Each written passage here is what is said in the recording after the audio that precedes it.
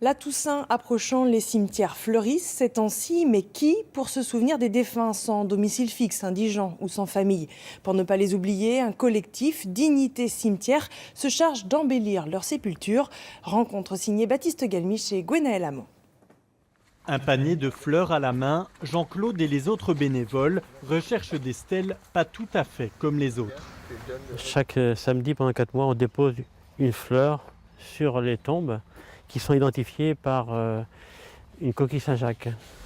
Des coquillages déposés il y a quelques jours par les membres de l'association pour identifier les tombes des sans domicile fixe, des indigents, des sans famille. Là, c'est plus une question d'argent, c'est une question d'humanité. On est tous des humains. Et donc il faut le marquer, il faut le signifier, il faut le symboliser.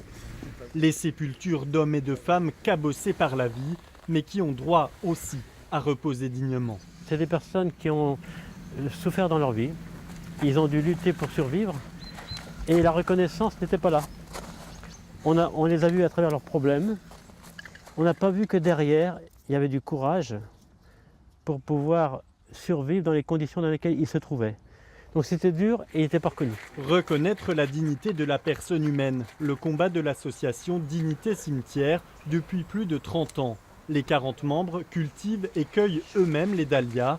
Tous se sentent concernés par la misère de ces défunts, car la plupart ont aussi des parcours chaotiques. Certains d'entre nous ont aussi connu, comme moi par exemple, des moments très difficiles et on s'est dit qu'on aurait été contents, nous, on aurait été contents de dire, voilà, si un jour on décède, que le collectif continue et que le collectif s'occupe de nous.